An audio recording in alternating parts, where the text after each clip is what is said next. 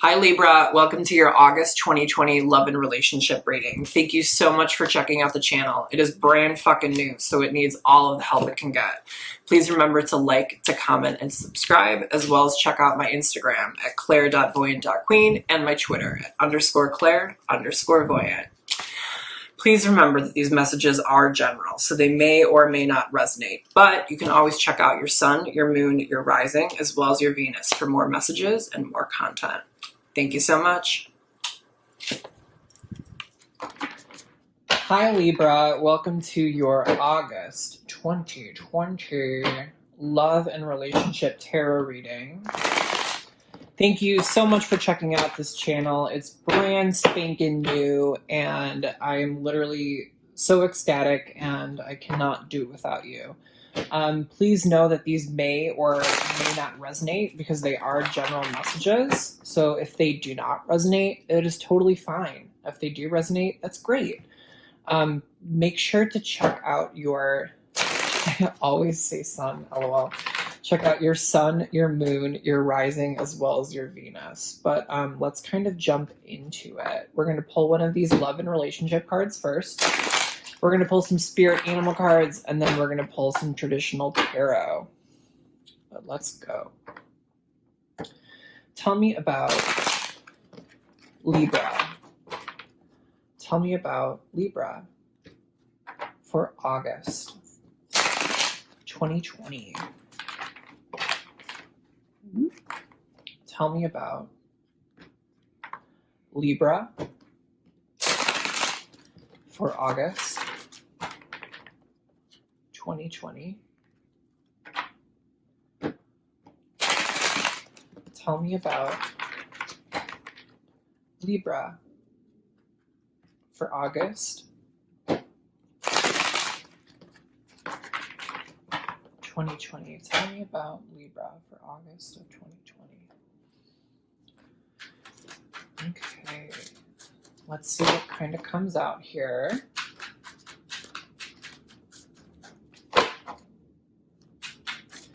Libra for August of 2020. Libra.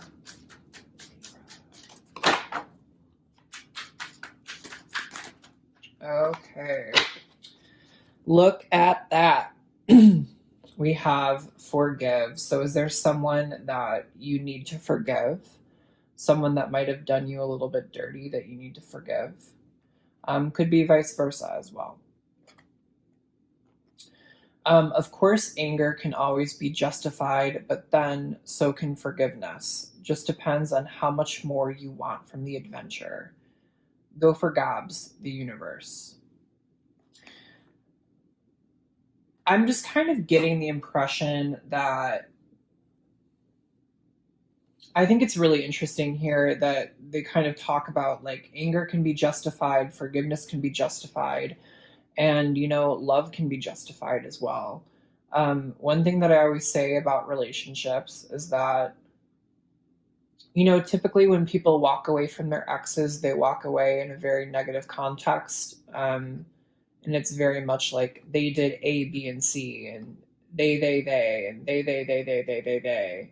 And you kind of leave a relationship with very like negative perceptions and negative memories of the relationship. But always that remember, like on the flip side of the coin, like there was a reason you got into the relationship, right? There was a reason that you fell in love, right? And that you stayed together and that you were incredibly happy together. And so there's kind of this need to like, why essentially throw out all of that time and all of that energy and all of those like years. I keep saying years, so this might be a bigger relationship or a longer relationship, but like why throw all of that out over a couple bad memories? You know what I mean? There's so many reasons that you got into the relationship, and there probably wasn't as many reasons that you came out of it. So it's not that you don't have a right to be angry. But just remember to really just like balance those emotions out. Really balance those. You're allowed to be angry, but you're also allowed to love too. So just remember that. I don't know why I felt the need to give you that speech, but forgive. Let's pull some animal spirit cards.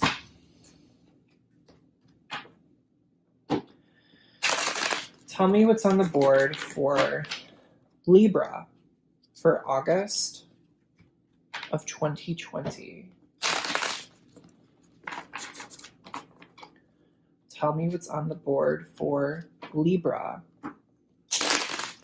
for August of 2020.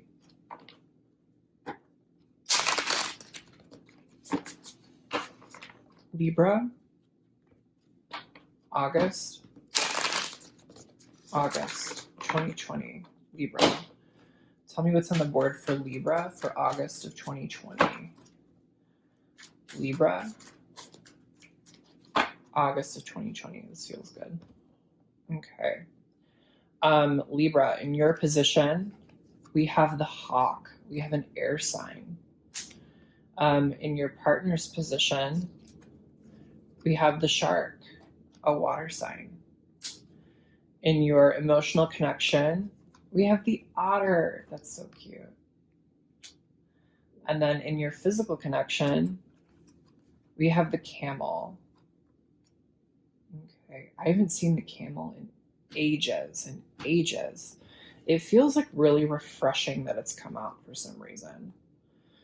Okay, so let's see here. Got a little bit of air, got a little bit of fire, got some water, missing some earth, so missing like some stability, some security. But we have the hawk here, right? The hawk is not the final, but one of the final air cards in the spirit animal deck. And the hawk really refers to seeing the unseen, not necessarily like in a psychic sense or like in a spiritual sense, but it really refers to seeing every single detail and also seeing the larger picture. It's almost as if like this connection or this relationship is like one giant puzzle, right? You can study the individual like puzzle pieces like piece by piece, but then once you finally connect all of the dots and connect all the puzzle pieces, you get this unbelievable picture at the end, right? And that picture is essentially the combined energy and effort of all the work that you put into it. I feel the need to say this because I feel like this like puzzle analogy is almost relating to how I was originally describing this relationship, where this relationship is the larger puzzle, right? It almost feels as if like the relationship is the larger puzzle and it's very close to being complete and it's very close to being finished. However, there are holes and there are pieces that you're still trying to fill. And it's like you have those pieces, but it's more so that you're trying to understand how they fit into the larger scheme of things, is like what I'm getting. It feels like you have all of the knowledge you need. Now, all that's missing is the ability to finish putting the puzzle together, is like how I'm really interpreting this card. This is like a very powerful animal too, you know? And like even like look at how it's like I just kind of like heard like explosions or something of that nature, or explosive. Not necessarily in like a negative context, but more so like in like you have like an explosive amount of power or an explosive gift or something of that nature. It feels like you're incredibly powerful in this connection, in this relationship, which is really cool. In your partner's category, woo! I can't even hold on to cards. That's how bad I am. In your partner's category, we have the shark, right? The shark lives in shallow waters. It lives in deep waters. It has the ability to kind of bounce between the two worlds. But one of the biggest gifts the shark has is the ability to see in both worlds, essentially, right? Sharks can see at like very, very, very, very low depths. They can see everything, and they can see everything in like very shallow waters. And so a lot of this is about really bringing all of that like dark, all of that like subconscious, all of that like secretive like language like to the surface, like literally. It's like kind of almost like I feel like someone they're showing me like someone's like hands are like physically getting dirty, or like physically like grabbing like dirt or clawing into the earth and kind of like ripping it up, and it's kind of like almost like floating like up, it's like floating up to the surface. So this is really a card about like some sort of subconscious behavior, some sort of secrets, something that's unknown, that's something that's kind of coming to the surface, or like something that needs to be said, is kind of coming into fruition. This could be an indicator that your partner has secrets. This could be an indicator that there's something they're not telling you. But at the same time, Libra, I think you already know. I think you already know what your partner knows. But the thing is, they just haven't expressed it. They haven't told you, but you are like really trying to. That's what they're trying to show me. The idea of like you clawing into the earth and you kind of pulling these things up is very similar to like a hawk almost like swooping down and like grabbing a mouse or grabbing prey or something like that to like bring it up, right? It's this energy of like unearthing. Um, Something that your partner has not been telling you, or something that your partner feels that has not been expressed. But on the wild side here, you have the otter. And the otter is this very, and this is, keep in mind, this is in your emotional connection. So these are like almost how you guys are interacting physically, which it feels like communication is not great here. It feels like there's a lot that needs to be expressed and needs to be said. But in your emotional connection, we have the otter, and the otter is like very lighthearted, very playful, very childish, almost wants like very curious, wants to explore, wants to discover. It's like this almost like very like youthful, light and fun energy, right?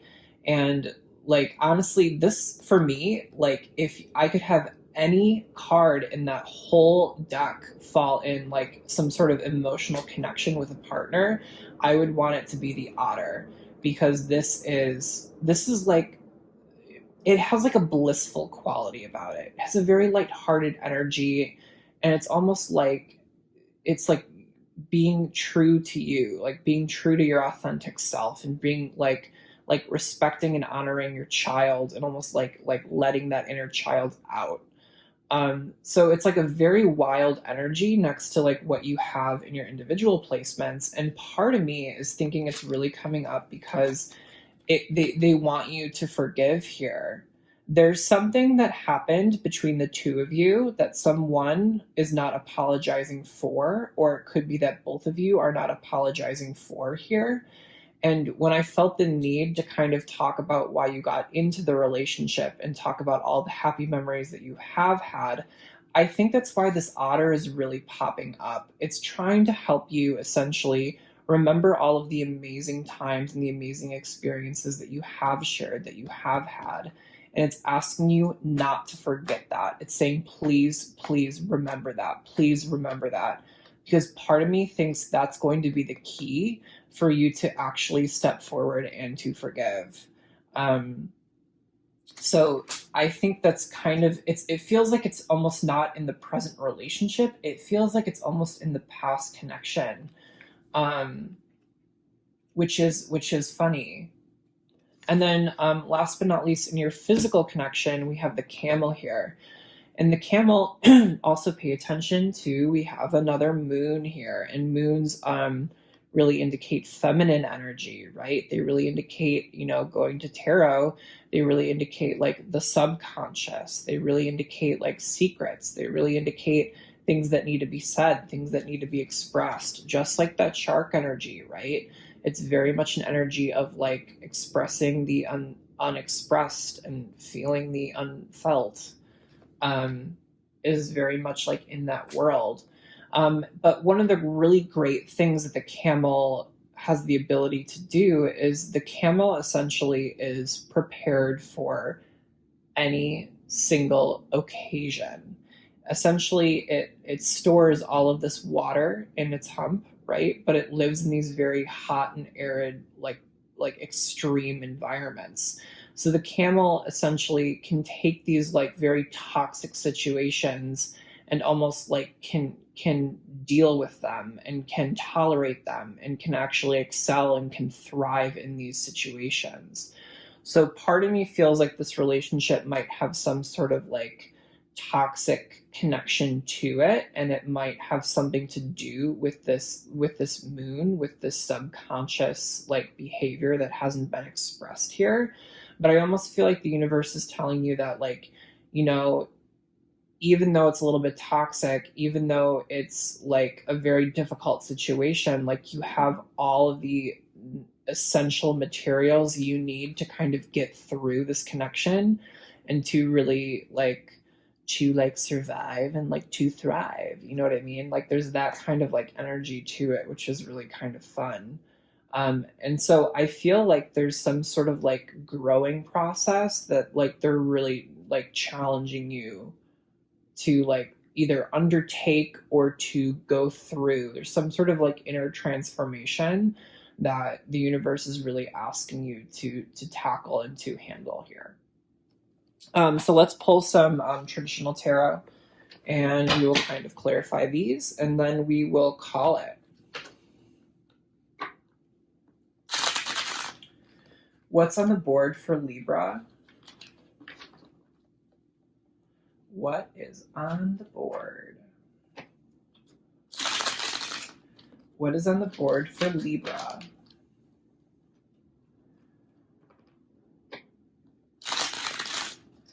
What is on the board for Libra? What is on the board for Libra for August of 2020? What is on the board for Libra? I'm a horrible shuffler. You will learn that. It is tragic. And that is all I'm going to say about that. What's on the board for Libra for August of 2020? I also think these cards are a little bit old. I think I need to probably get a new deck, which I really don't want to do. Not my babies. What's on the board for Libra for August of 2020? Okay, these feel really good. Libra.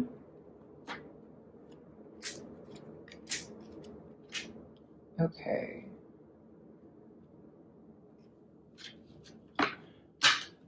Libra. Okay. So in your current situation, Libra, we have the Nine of Pentacles in reverse. In your partner situation, we have the Queen of Cups in reverse. A lot of reversals here. In your past connection, we have the Four of Pentacles. In your present connection, we have the Six of Swords. And in your future connection, we have the Fool in reverse. We have quite a few reversals here. 1, 2, 3, 4, 5 reversals out of 8 cards. Half of them are reversed. That's kind of interesting. It feels like your energy is out of whack. It feels like it's not functioning as it needs to function. Let's see here. You are, I'm going to say this too before I forget. I have a feeling you are dealing with a fire sign of some sort. You have the Fool, which represents Aries. You have the Emperor, which represents Aries. You have the Tower, which represents Aries and represents Scorpio. So that's like a big key point here. I see. I want to put that there. That's interesting. Okay. But let's tackle you. Let's look at what's going on. In your current situation, we have the Nine of Pentacles reversed. So the Nine of Pentacles reversed really talks about, essentially this person has almost gone through every single number in the Pentacles suit, right? They've gone through the Ace of Pentacles, the Two of Pentacles, the Three of Pentacles, and they've finally reached the Nine of Pentacles. And they're kind of almost, they're reflecting. It's a card for reflecting. It's a card of not necessarily isolation, not necessarily isolating yourself, but it's almost a card of like internal solo reflection. They're kind of processing everything that they've been through. They're processing all the energy and effort they put into a situation or put into this connection or put into this relationship. And they're saying, was it worth it? And she's saying, doesn't feel like it. Doesn't feel like it was worth it. I feel like she's tired. I feel like she's a little bit aggravated, but I think most of all, I feel like she's disappointed. I feel like she's disappointed in herself. I feel like she's disappointed in those around her. And I think it's because you put in a lot of time, a lot of energy, and a lot of effort into this relationship, into this connection, and it did not pan out as you wanted it to pan out. And so that's kind of in your present moment here. And it feels like, remember when I said you were so close to completing the puzzle, but you were not necessarily there? That's why this is a 9, and that's why it's not a 10. It means there's one more step to do. It means there's a little bit more work to go. And then in your partner's connection here, in your partner's situation here, we have the Queen of Cups in reverse. This is, feminine energy. This is a mother who's very caring and very compassionate. And essentially, because she's in reverse, gravity has allowed all of the water to flow out of the cup. The cup necessarily does not hold any water. It does not hold any emotions. It does not hold any feelings. I'm kind of getting the impression, I keep saying holding, so part of me feels like someone is holding back, or someone is holding in place, holding from not going forward. Someone is doing some sort of holding. And I feel like this queen is almost like,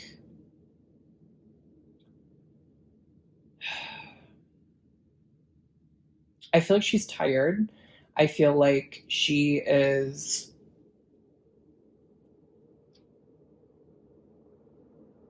what's odd is that the Queen of Cups in reverse typically is someone who does not have control or cannot maintain control of her emotions. But I feel like this queen has control of her emotions. I feel like she is very much an emotional queen, but I almost feel like she's kind of like, she feels stubborn to me right now. She feels stubborn. It feels like someone who's like emotional, but may not be emotional about this situation or this connection, and they feel a little bit stuck or they feel a little bit stubborn to me, which is odd because typically it's someone who is a little bit over the top emotional, but it doesn't feel over the top emotional. It feels like they just don't have control over a situation. Also, because we have a queen here, your partner might be a Scorpio, might be a Pisces, or might be a Cancer as well. And we also, again, have that King of Rods, which it could be referencing an Aries, a Leo, or a Sagittarius. Aries is coming through so goddamn strong right now. So strong. Scorpio as well. Okay. In your past connection, you have the Four of Pentacles here, and the Four of Pentacles really talks about someone who's kind of hoarding, someone who's kind of taking security and stability and finances and material goods and things like that. So essentially, it's someone who is, when this card comes out in relationships, I constantly think that someone's taking. They're not necessarily giving. It feels very much out of balance, and talking about balance, talking about the sign of Libra and talking about all these reversals and feelings like you're out of balance. There's definitely this feeling of not being balanced or bringing balance into your life. I'm kind of surprised we haven't seen the Justice card, or maybe even the Empress or something like that. Um, but there's definitely this concept of someone hoarding like feelings, hoarding emotions, hoarding security, hoarding stability, kind of just like hoarding things to themselves, not being open, not expressing. In your present situation, we have the Six of Swords, and the Six of Swords, upright really indicates this person who I really like this card upright. It's essentially, six swords all planted into this boat. They feel really secure. They feel really stable. They feel like they're level headed. They're not going anywhere. They're not moving. They're not budging. It feels really strong. It feels really secure. And they're kind of moving away from rough water and kind of going into some more calmer water on the other side here. And it's almost like we're moving from a rough situation more to a more calm situation. We're kind of going from a physical world into more of like a mental world, more of a spiritual world, kind of going more internally as well. Kind of reminds me of like hermit energy a little bit, kind of like going internally, kind of processing internally. But because it's in reverse, we're kind of moving away from that again, right? We've kind of done the internal processing. We've kind of focused on like the internal wounding. I just heard internal wounding. We've like focused on it, and now we're kind of coming back out of our shell, coming back out of this world. So it feels like we're kind of headed back into this situation, or someone is returning to this situation in the present moment. And last but not least, we have the Fool here. And this is in your future outcome. And so, kind of again, talking about this Nine of Pentacles in reverse, we'd really talked about this puzzle, right? And this puzzle essentially not being fully complete. It's like so damn close to being finished, but like there's still individual pieces that haven't been placed yet, and it's because you're kind of processing and trying to understand how to place those pieces. But this feels like, a 9 moving to a 10, and the 10 would be the completion of the puzzle. And then the Fool energy here would really indicate in your future outcome some sort of new beginning, something kind of new coming in, some sort of new adventure, new kind of thrill. And it feels like you're almost moving into a new phase of your life, could be with an Aries. And there's this concept of like not being prepared, or I feel like it's not necessarily there's definitely, with the Fool in reverse, there's kind of like this nervous energy, right? He's still going into that new cycle. He's still going on that new adventure, but he doesn't have like that spark, that joy that typically comes with the Fool. It's more of like this kind of like nervous, this like I just heard nervous Nelly, like this kind of like nervous energy about like going forward. I'll be honest, it does feel very solo. I feel like we do have a lot of like solo cards and solo placements on here. Um, but it's almost like going forward into this new world, but not necessarily being prepared to do so, is how it feels. And then these cards kind of wanted to jump out. This is really wild to me.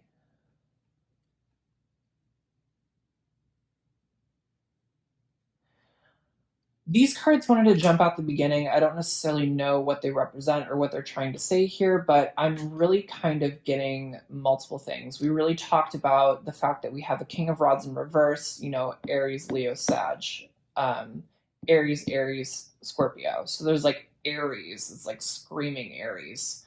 And we have the Emperor, right? The Emperor rules over all these kingdoms. The Emperor is like very controlled, very maintained, very like very powerful, very regal. It's like the divine father, you could say.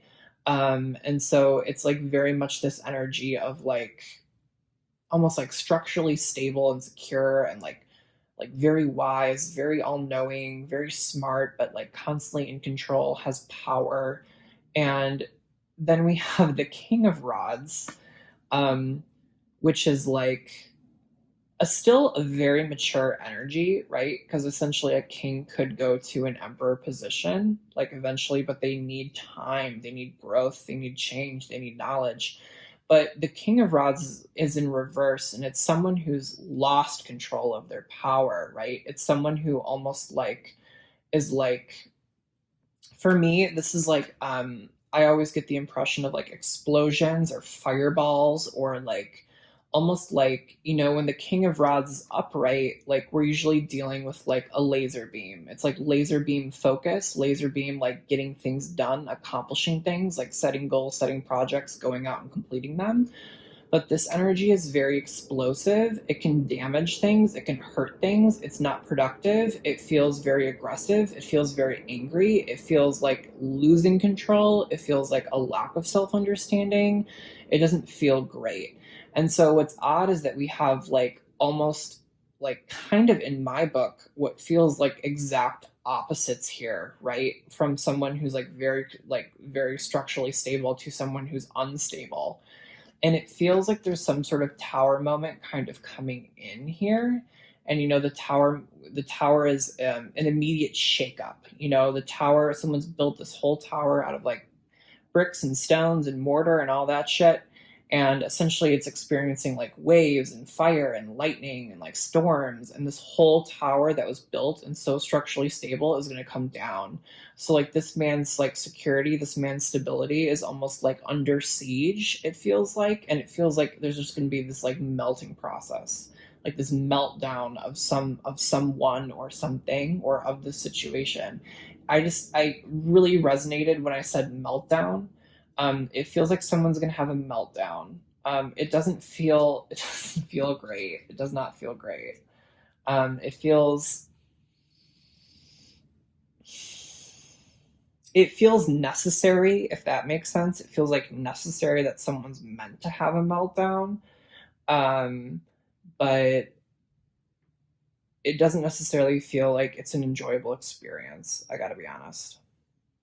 I don't know who is essentially having that, but if anyone is resonating with an Aries, whether it be in your chart or whether it be in your partner's chart, that is probably the individual that's going to experience some sort of meltdown, is my guess.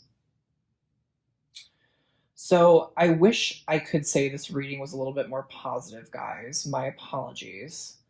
You know what? No, fuck my apologies. I'm going to tell you how I feel. But I think this is like a really nice thing to take away. Just remember that, like, going back to this root, right? We're talking about forgiveness, right? I'm going to read this to you one more time because I hope that, like, when we kind of talked about this, maybe this message will resonate a little bit further and a little bit deeper. Of course, anger can always be justified, but then so can forgiveness. Just depends on how much more you want from the adventure. And I feel like the anger person, whoever this Aries is, right? Whoever we're kind of talking about is having this meltdown here. This is the person that needs to forgive. Whether it be you, whether it be your partner, whether it be both of you, whether it be just perhaps the situation in general. There needs to be some sort of seeing eye to eye, some sort of seeing of forgiveness here. But Aries, thank you so much for tuning in to your August 2020 reading. And make sure to check out your sun, your moon, your rising, your Venus, and all that other jazz. And I will see you next month. Thanks, guys.